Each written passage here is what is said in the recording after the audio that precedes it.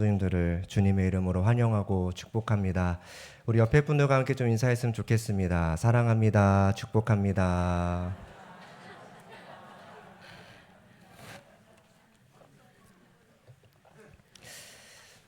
주일 강단에 서서 이렇게 설교를 하려니까 손이 막 떨려요. 기도하는 마음으로 우리 주님의 말씀을 함께 들어보도록 하겠습니다. 오늘 다니엘서 2장 이 말씀을 좀 이해하기 위해서요, 간략하게 2장의 내용을 요약해 드리면, 다니엘서 2장은 느부갓네살 왕의 꿈의 이야기로 시작을 합니다. 느부갓네살 왕이 어느 날 꿈을 하나 꾸는데요. 근데 그 꿈을 알 수가 없어가지고 이 바벨론의 모든 지혜자들, 이제 그때 꿈을 해석하는 점을 치는 술사들, 이제 술객들, 박수들 이런 자들을 모아서 내 꿈을 해석해라가 아니라 내가 꾼 꿈이 무엇인지 너희들이 알아내고 그리고 그러고 나서 해석해라 라는 명령을 내립니다. 근데 아무도 이 명령을 이행할 수가 없었습니다. 왜냐하면 인간이 어떻게 사람이 꾼 꿈을 알 수 있겠습니까? 그래서 이 지혜자들이 똑같이 얘기했어요. 신 외에는 알 수가 없습니다. 그래서 느부갓네살 왕이 그럼 이 지혜자들을 다 죽여라 라고 명령을 하시죠. 그리고 이 죽음 앞에 있을 때 이 꿈을 해석하는 한 사람이 등장을 하는데 그 사람이 누구냐면 다니엘입니다. 그리고 다니엘이 등장을 해서 그 꿈의 내용을 이야기하고 해석하는 내용이 2장 31절부터 이어지는데요. 그럼 느부갓네살 왕이 꾼 꿈은 무엇일까요? 그리고 그 꿈의 내용은 어떤 의미를 갖고 있었던 걸까요? 무슨 꿈이길래 느부갓네살 왕은 그 꿈 때문에 잠도 못 자고 번민하면서 불안했을까요? 그 꿈을 아주 간략하게 말하면 이 세상 나라의 흥망성쇠를 예언하는 꿈이었습니다. 그래서 꿈의 그림은 이래요. 머리는 금, 가슴과 팔은 은, 배와 허벅다리는 놋, 그다음에 종아리는 쇠, 그다음에 신발은 발쪽은 진흙과 흙이 섞여 있는 이런 그림을 꾼 거죠. 느부갓네살이 꾸고. 근데 그 꿈에요, 저기 뭐가 하나 나타납니까? 돌이 하나 날라옵니다. 그리고 돌이 날라와서 이 신상을 이렇게 부셔버립니다. 그리고 난 뒤에 이 돌이 가득해지는 꿈을 꾸었습니다. 이게 느부갓네살 왕이 꾼 꿈이었어요. 도대체 이 꿈의 의미가 무엇이냐? 그래서 다니엘이 이제 해석을 해주는 거예요. 먼저 이 큰 신상은 느부갓네살 살고 있던 바벨론 제국과 그리고 이 신상에서 이 금, 은, 동, 쇠 이런 것들로 나눠진 것들은 그 뒤에 나타날 여러 제국들을 말합니다 라고 이제 해석을 합니다. 그리고 이 위에서 나타난 돌은 무엇이냐? 손대지 않은 돌이 나타나 신상을 부수고 이 돌로 가득해지는 건 무엇이냐? 44절 이렇게 말합니다. 다 함께 읽어볼까요? 시작! 이 여러 왕들의 시대에 하늘의 하나님이 한 나라를 세우시리니 이것은 영원히 망하지도 아니할 것이요 그 국권이 다른 백성에게로 돌아가지도 아니할 것이요 도리어 이 모든 나라를 쳐서 멸망시키고 영원히 설 것이라. 아멘. 누구의 나라를 세우십니까? 하늘의 하나님이 한 나라를 세우실 것이다. 그러니까 결국 이 꿈의 의미는요, 하나님이 온 세상의 모든 것을 주관하고 계시고 이 세상의 나라의 흥망성쇠도 누구의 손에 있다라는 걸 말할까요? 하나님의 손에 있다라는 것을 말하는 꿈이었습니다. 그리고 이 꿈의 해석을 들은 느부갓네살 왕이요, 다니엘에게 이런 고백을 하죠. 46절 47절인데요. 이에 느부갓네살 왕이 엎드려 다니엘에게 절하고 명하여 예물과 향품을 그에게 주게 하니라. 왕이 대답하여 다니엘에게 이르되 너희 하나님은 참으로 모든 신들의 신이시요 모든 왕의 주제시로다. 내가 등이 이 은밀한 것을 나타내었으니 내 하나님은 또 은밀한 것을 나타내시는 이시로다 라는 이야기를 합니다. 너의 하나님, 다니엘의 하나님, 참으로 모든 신들의 신이다. 모든 왕의 주제시로다. 느부갓네살의 이런 고백을요, 느부갓네살이 회심했구나, 하나님을 참된 주님으로 받아들였구나 라고 이야기하는 경우들이 종종 있는데, 그렇게 보기 힘든 것이 이 바로 다음인 3장에 가서 느부갓네살 왕이 금신상을 만들어요. 그것을 봤을 때 이 느부갓네살 왕은 이것을 자신의 주님으로 고백한 것이 아니라 그 다니엘의 하나님의 능력, 은밀한 것을 나타내고 아무도 몰랐던 자신의 꿈을 알아내고 해석한 그 놀라운 지혜와 능력에 감탄한 찬사입니다. 그런데 그 감탄과 찬사를요, 야, 다니엘 하나님 대단하다 이런 정도로 한 게 아니라 신 중의 신이요 왕 중의 왕이로다 라고 이야기한 이유는 무엇이냐면, 이 당시 바벨론 사람들은 여러 신들을 믿는 다신론자였습니다. 근데 그 다신론 중에 다니엘의 하나님, 이스라엘의 하나님은 없었어요. 왜 없었습니까? 자신의 나라에게 패배한 신이었어요. 이 고대 전쟁은 신들의 전쟁이었거든요. 그러니까 곧 패배한 전쟁에서 패배한 나라의 신은 어떤 신입니까? 약한 신, 패배의 신, 쓸모없는 신인 거죠. 그런데 지금 이 다니엘의 하나님, 자신들이 패배의 신이라 여겼던 다니엘의 하나님은 어떤 거예요? 엄청난 능력을 갖고 있는 거예요. 그럼 이제 무엇 하는 겁니까? 아, 다니엘의 하나님도 자신이 믿는 신 중에 하나로 목록에 올리는 거죠. 그러고 찬사를 보내는 겁니다. 다니엘의 하나님, 너희의 신도 신이구나. 그리고 모든 왕의 주제시구나. 그러면서 어떤 신으로 하냐면, 아, 다니엘의 너희 하나님은 이 세상의 모든 것을 주관하시는 신이고 흥망성쇠를 결정하는 신이구나. 그래서 저렇게 이야기를 하는 겁니다. 너희 하나님은 참으로 모든 신들의 신이시오 모든 왕의 주제시로다. 그래서 무슨 말을 해요? 내가 능히 이 은밀한 것을 나타내었으니 내 하나님은 또 은밀한 것을 나타내시는 이시리로다 라는 이야기를 하는 겁니다. 근데 오늘 이 다니엘서 2장의 말씀은요, 온 세상의 흥망성쇠를 다스리는 하나님의 다스림, 그 하나님은 온 세상을 다스리는 분이십니다 라는 것으로 끝나지 않고 48절과 49절의 기록으로 이어지고 있다는 것입니다. 우리 48절 49절 함께 읽어볼까요? 시작. 왕이 이에 다니엘을 높여 귀한 선물을 많이 주며 그를 세워 바벨론 온 지방을 다스리게 하며 또 바벨론 모든 지혜자의 어른을 삼았으며 왕이 또 다니엘의 요구대로 사드락과 메삭과 아벳느고를 세워 바벨론 지방의 일을 다스리게 하였고 다니엘은 왕궁에 있었더라. 아멘. 이 말씀, 다니엘의 세 친구들이 포로에서 이제 한 지방을 다스리는 높은 자리로 왕 다음으로 가는 2인자의 자리로 올라갔다라는 이야기를 하는 건데요. 이거는 꿈을 해석한 자에게 보상하겠다라는 느부갓네살의 보상처럼 보이는 말씀이지만요. 느부갓네살 왕의 꿈의 해석이 어땠습니까? 좋지 않았어요. 느부갓네살 왕의 나라가 어떻게 된다라는 거예요? 망하고 다른 나라가 세워질 거다라는 꿈이었습니다.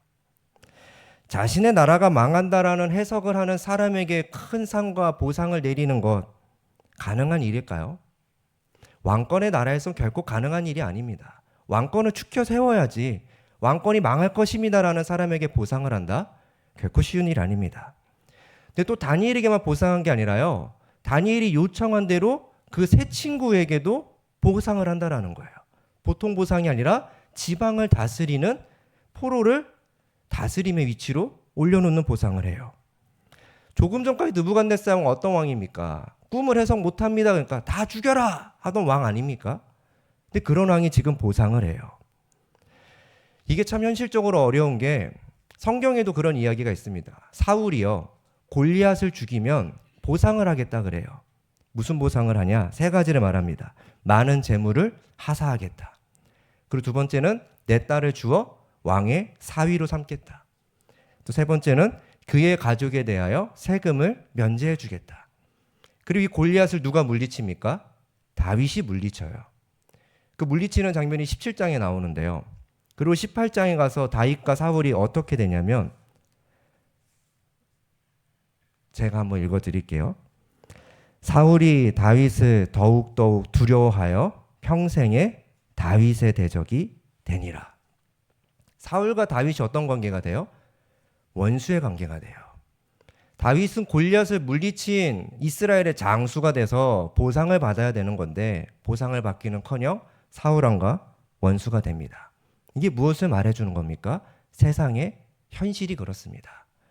보상이 있다고 해서 보상을 받는 곳이 아니라 보상을 받을 만한 일을 해도 못 받을 수 있는 곳이 세상입니다. 그런데 느부갓네살 왕은 하나님을 믿는 의인도 아니었고 선한 왕도 아니었습니다. 게다가 느부갓네살 왕의 꿈, 멸망을 예언한 꿈이니 더더욱이 다니엘과 이 친구들에게 이런 엄청난 선물과 보상을 한다라는 것, 기적에 가까운 일입니다. 또 다니엘과 친구들의 신분은 바벨론 출신의 사람들도 아니라 포로였다는 것입니다. 근데 포로가 모든 지혜자들의 어른이 되고 바벨론의 지방을 다스리는 자가 된다라는 것, 정치적으로 생각해도 느부갓네살 왕권에 매우 손해가 있는 일입니다. 왕권을 강화하는 데 도움되지 않습니다. 이 일을 함으로써 오히려 왕이 손해를 겪고 공격을 받을 일이 생길 수 있습니다. 그럼에도 불구하고 수많은 신하들의 반대가 있었음에도 불구하고 느부갓네살 왕은 보상을 했다라는 거죠. 따라서 현실적으로 생각해 보면 느부갓네살 왕이 약속을 지키며 오늘 48절과 49절의 말씀이 기록되는 거 당연한 일이 아니라는 거예요. 근데 그 어려운 일이 오늘 성경에 기록되었다라는 거죠. 이건 무엇을 보여주기 하나님 기록하신 걸까요? 이 보상을 통해 하나님은 어떠한 메시지를 전하고 싶으신 걸까요? 이 사건을 통해 하나님이 전하고 싶은 건 이거였어요. 이 사건은 다니엘과 친구들이 하나님을 잘 믿었더니 출세했다라는 것을 보여주는 게 아니라요. 하나님의 다스림이 이 세상을 믿음으로 살아가는 하나님의 백성들에게 임재했다라는 것을 보여주는 사건이에요. 그리고 지금 바벨론 포로로 살아가는 유다 백성들에게는 정말 중요한 사건이 됩니다. 왜 그러냐면요. 이 유다 백성, 남유다 백성들이 바벨론 포로로 끌려오는데요. 이때가 하나님이 멸망시키는 심판의 때예요. 근데 이 심판의 때를 하나님께서 선지자들을 통해서 계속해서 말씀하시거든요. 근데 이 이스라엘 백성들이 듣지 않으니까요. 그래도 계속해서 죄를 범해요. 너희들 그렇게 하나님 안 섬기고 우상 섬기면 하나님이 심판하신다. 이 나라 멸하실 거다. 라고 엄청난 예언을 하는데도 듣지 않아요. 그래서 하나님이 어떤 결단을 하시냐면요. 에스겔 8장 18절 이렇게 말씀하시죠. 그러므로 나도 분노로 갚아 불쌍히 여기지 아니하며 긍휼을 베풀지도 아니하리니 그들이 큰 소리로 내 귀에 부르짖을지라도 내가 듣지 아니하리라. 하나님이 경고하셔요. 그리고 그 뒤에 10장 11장에서 또 어떤 경고도 하시냐면 하나님의 영광이 성전을 단계적으로 떠나는 환상까지 보여주십니다. 예루살렘 성전 하나님의 임재의 장소이고 하나님이 그곳에 임재하기 때문에 이스라엘은 망하지 않는다라고 생각했어요. 그런데 지금 그 성전에 하나님의 영광이 뭐라는 거예요? 떠나갈 거를 에스겔이 예언합니다. 그 이야기를 들은 이스라엘 백성들 어떻게 하나님에 대해 생각하냐면 이렇게 얘기합니다. 오직 시온이 이르기를 여호와께서 나를 버리시며 주께서 나를 잊으셨다 하였거니와. 하나님이 우리를 버리셨다. 하나님이 우리를 잊으셨다. 그리고 하나님의 경고처럼요. 이스라엘 백성들이 부르짖어도 응답하지 않으셨고 예루살렘 성전 지켜주지 않으십니다. 그래서 이 남유다가 어떻게 됩니까? 멸망해요. 그리고 그 백성들은 예루살렘 성전이 무너지는 것을 보면서 생각하죠. 아, 진짜 하나님이 우리를 떠나셨구나. 예루살렘이 폐허가 되고 남유다가 완전히 멸망하는 것을 보면서 그 백성은 또 생각해요. 아, 하나님이 진짜 우리를 버리셨구나. 또 바벨론 포로로 끌려가면서 그들은 생각합니다. 아, 진짜 하나님이 우리를 더 이상 지켜주고 보호해주지 않으시는구나. 하나님이 우리를 다스리지 않으시는구나. 그러면서 이 탄식과 함께 이들이 어떻게 살아갔을까요? 절망 가운데 살아갑니다. 그래서 이들의 가장 큰 고통은요, 포로로 끌려온 게 아니라요, 포로로 와서 고생하는 몸이 아니라요, 하나님의 다스림을 잃어버린 고통 속에 살아가요. 하나님이 우리를 버리셨으니 이제 우리의 인생에 구원은 없구나. 이제 나에게는 미래가 없구나. 나는 한평생 여기서 이제 포로로 살다가 소모품처럼 죽어가겠구나. 버림받겠구나. 이런 절망으로 가득한 인생으로 전락해버린 게 가장 큰 고통이었습니다. 그래서 포로로 사는 이들에게는요, 희망이라는 게 없었어요. 모든 게 절망이었어요. 왜요? 하나님이 떠나셨으니까요. 자신을 도와줄 신이 없는 거예요. 자신들을 구원해주고 자신의 미래를 보장해줄 하나님이 없는 거예요. 그래서 절망적이에요. 나치 수용소에서 살아남은 정신과 의사 빅터 프랭클린이 죽음의 수용소에서라는 책을 씁니다. 그리고 거기에 그런 내용이 있어요. 수용소에서 가장 먼저 죽어나가는 사람은 몸이 약한 사람이 아니라 살아나갈 수 있다는 희망의 끈을 놓아버린 사람들이었다. 그러니까 미래에 대한 꿈이 무너지고 내가 살 수 있다는 이 희망의 끈을 놓아버리는 순간 인간의 면역력, 삶의 의지도 함께 무너져 내리는 절망뿐이었다라는 이야기를 합니다. 또 우리나라의 아픈 역사인 일제강점기 때도 마찬가지죠. 당대 최고의 천재이자 독립운동가였던 춘원 이강수 이런 지식인들이 말년에 친일파로 변절하는 일들이 벌어집니다. 이들이 왜 변절합니까? 뼛속까지 악인이라 그럽니까? 아니죠. 이 해방 후에 반민특위 법정에서 이광수가 얘기를 하죠. 왜 변절했습니까? 일본이 이렇게 빨리 망할 줄 몰랐습니다. 일본 제국은 영원할 줄 알았습니다. 이게 무슨 말입니까? 현실을 보니 독립운동은 너무 꿈 같은 일이야. 일어나지 않을 것 같아. 허상이야. 그리고 그 꿈을 잃어버리니 누구한테 타협을 합니까? 일본한테 타협을 하기 시작한 거죠. 이처럼 인간에게 가장 무서운 형벌이라 함은 감옥이 아니라요.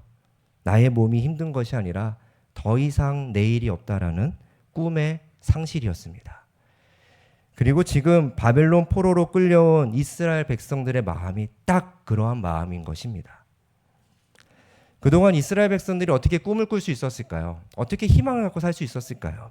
홍해를 만날 때도, 요단강을 만날 때도, 여리고성을 만날 때도, 가나안 땅의 거인들을 만날 때도, 그리고 또 수많은 전쟁들 앞에서도 현실의 어려움이 없었던 것이 아닙니다. 넘을 수 없는 벽이었어요. 근데 그런 어려움 속에서도 이들이 희망을 품고 다시 한번 달려나갈 수 있었던 건, 내일을 꿈꾸고 미래를 꿈꿀 수 있었던 이유가 무엇입니까? 하나님이 함께 하셨기 때문인 거예요. 하나님이 홍해를 갈라주셨고, 하나님이 요단강 갈라주셨고, 하나님이 여리고성 무너뜨려 주셨고, 하나님이 수많은 전쟁을 승리하게 하셨어요. 하나님이 다스려 주셨기 때문에 그들은 꿈꿀 수 있었습니다. 그들은 계속해서 전진해 나아갈 수 있었어요. 적과 꿀이 흐르는 땅에 이를 수 있었다라는 것입니다. 그런데 하나님이 없어진 그들에게 눈앞에 보이는 이 바벨론의 성벽은 너무나도 높아 보이기 시작해요. 느부갓네살의 권력은 하늘을 찌를 듯합니다. 그러면서 하나님의 약속, 하나님이 우리를 구원하실까? 이제 끝났어. 우린 여기서 끝이야. 그러면서 꿈을 잃어버린 포로들이 됩니다. 그래서 살아서 숨을 쉬고 있지만요, 절망으로 가득한 죽은 인생들이었어요.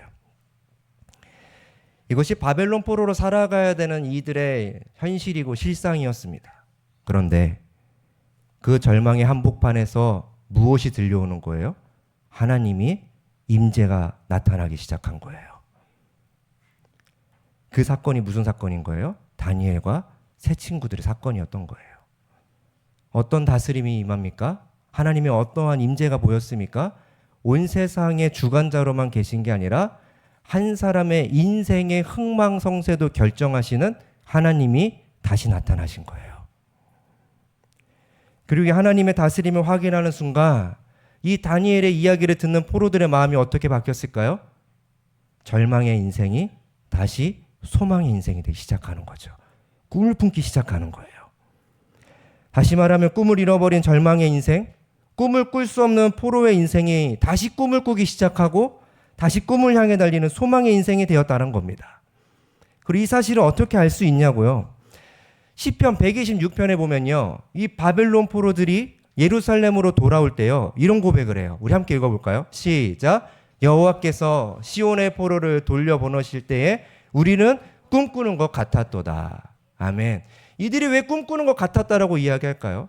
당연히 일어날 일이면은 꿈꾸는 것 같지 않죠. 일어날 수 없는 일이 누구 때문에? 여호와께서 시온의 포로를 돌려보내실 때 우리는 꿈꾸는 것 같았도다. 하나님이 함께 하실 때 이들이 꿈을 꾸는 거예요. 미래를 보기 시작하는 거예요. 다시 살아갈 힘이 생기기 시작하는 거예요.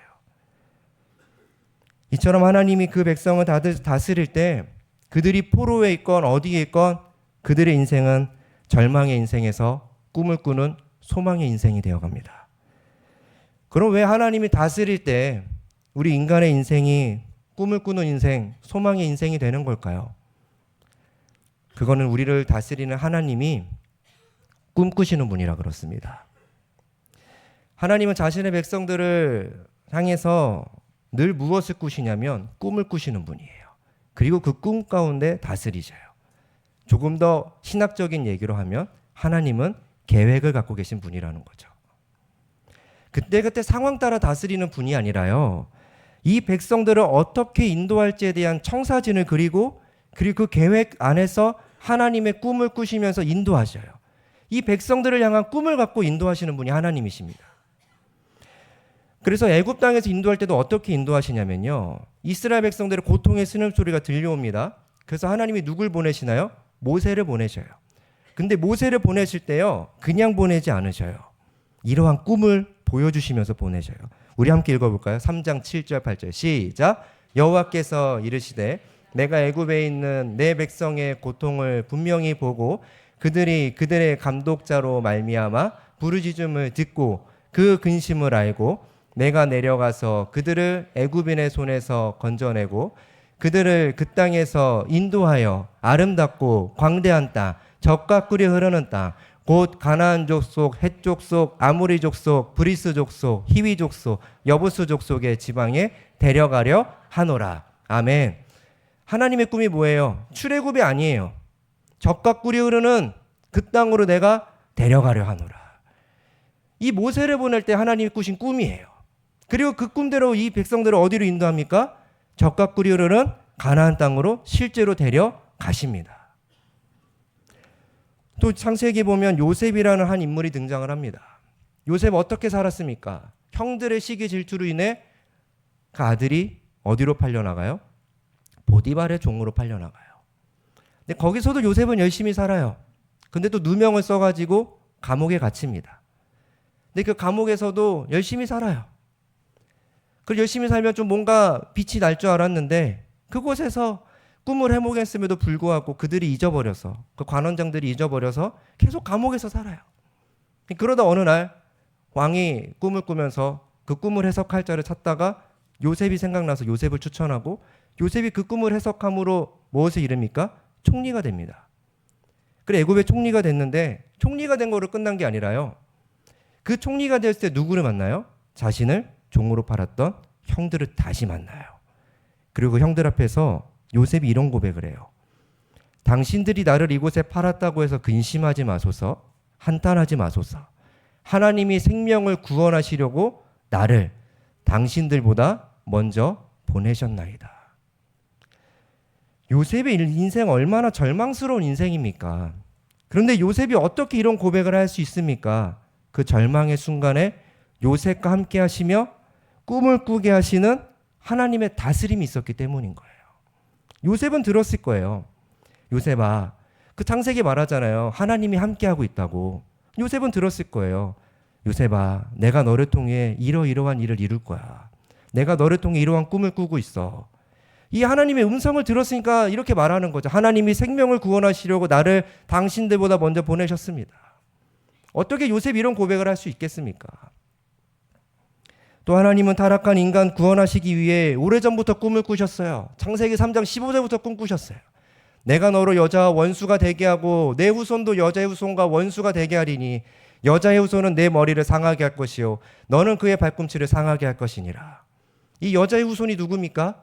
예수님이시죠. 에베소서에 뭐라고 말합니까? 다 함께 읽어볼까요? 시작. 곧 창세전에 그리스도 안에서 우리를 택하사 우리로 사랑 안에서 그 앞에 거룩하고 흠이 없게 하시려고 그 기쁘신 뜻대로 우리를 예정하사 예수 그리스도로 말미암아 자기의 아들들이 되게 하셨으니 아멘. 이처럼 하나님은 늘 꿈을 꾸셨던 분이에요. 죄로 죽을 수밖에 없는 우리의 인생을 구원하셔서 하나님의 자녀 삼으시고 하나님의 자녀답게 만들어 가시고 그 일들을 누구를 통해 하신다고요? 예수 그리스도를 통해 내가 이루겠다. 그리고 실제로 예수님 오셔서 우리를 구원하시는 그 하나님의 꿈을 이루어 주셨습니다. 그리고 포로로 잡혀온 이들을 향해서도 하나님은 꿈이 있으셨어요. 그 꿈이 이 타락한 백성이 포로의 시간을 통해 다시 하나님께로 돌아오는 꿈이에요. 그래서 이 포로 생활을요, 너희들은 영원히 포로야 라고 말씀하지 않으시고요, 이렇게 말씀하셔요. 여호와께서 이와 같이 말씀하시니라. 바벨론에서 70년이 차면 내가 너희를 돌보고 나의 선한 말을 너희에게 성취하여 너희를 이곳으로 돌아오게 하리라. 그러고 나서요 11절에요 이렇게 말씀하시더라고요. 여호와의 말씀이니라.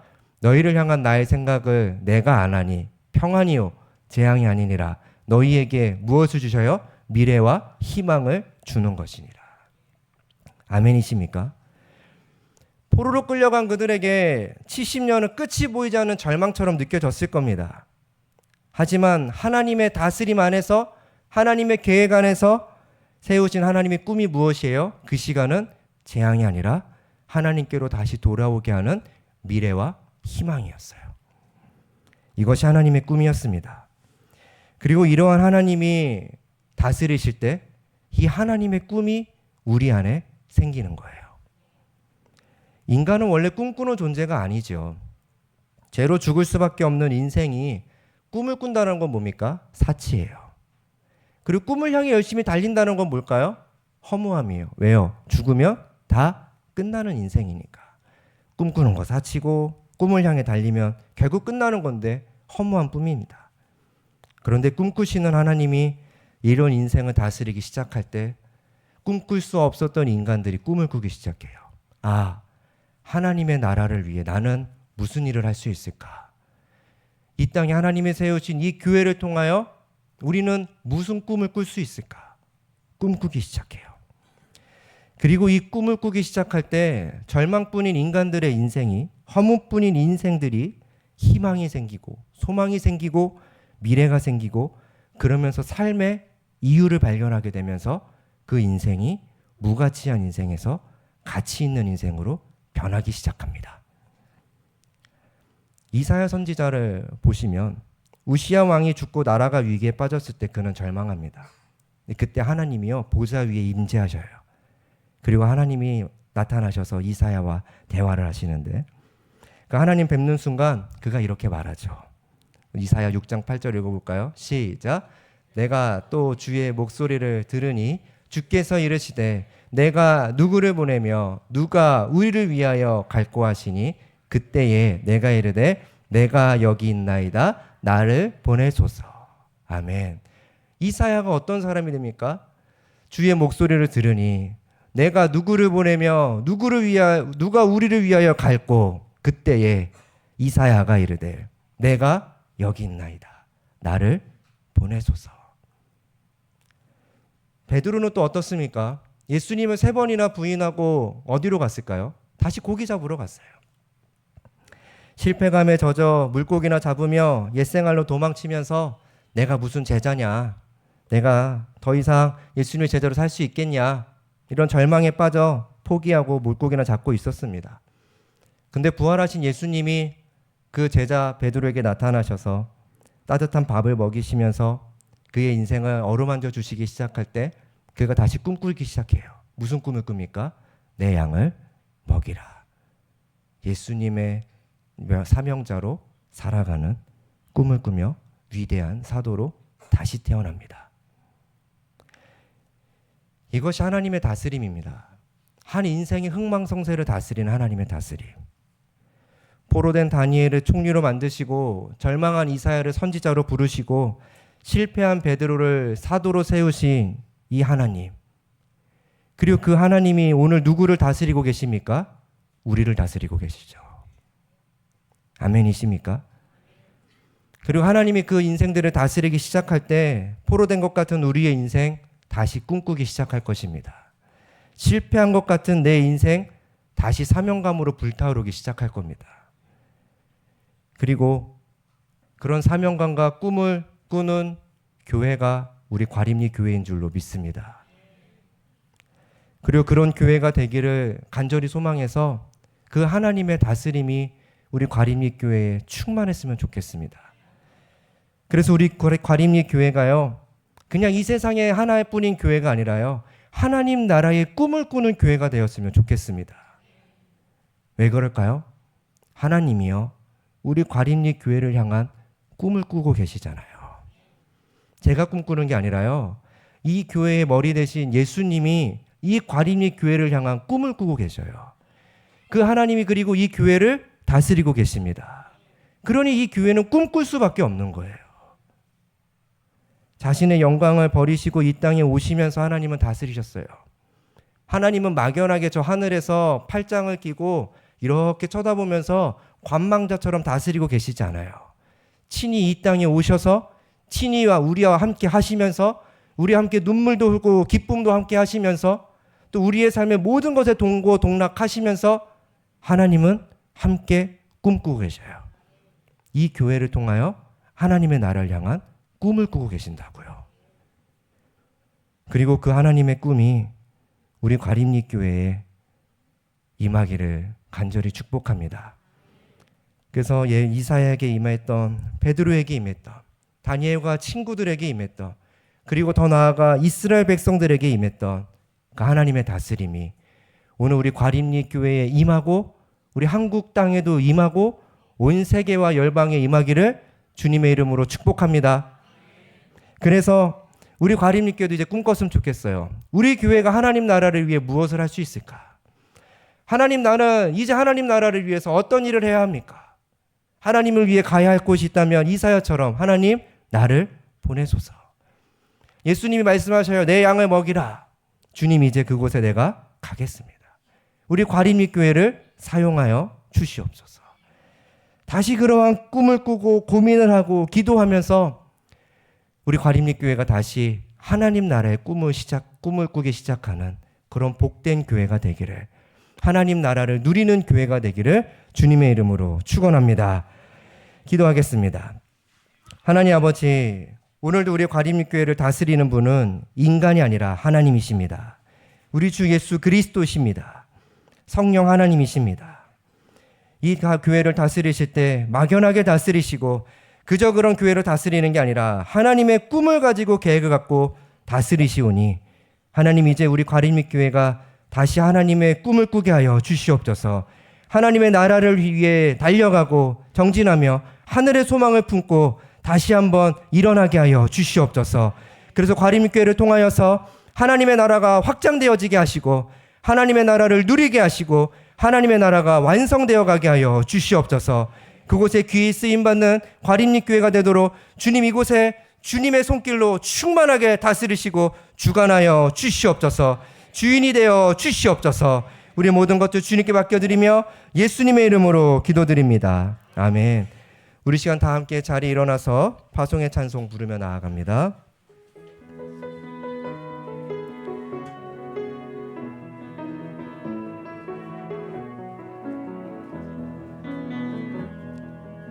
선한 능력으로 안으시네,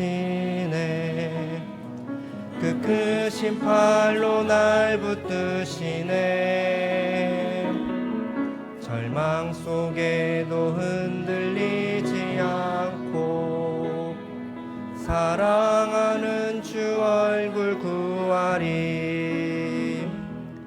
이전의 괴로움 날에 와싸고 고난의 길을 걷는다 해도 주님께 모두 맡기누리여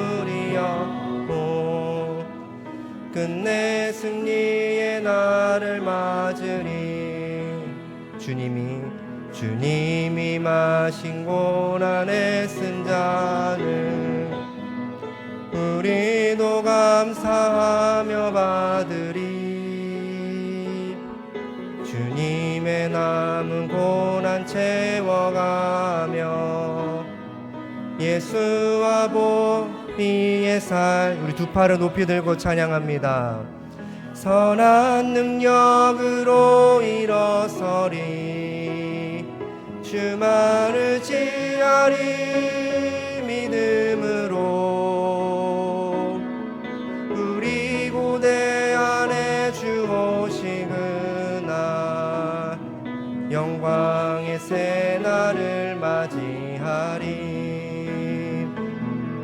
선한 능력으로 일어서리. 주만 의지하리 믿음으로. 우리 고대 안에 주 오시그날 승리의 새날을 맞이하리.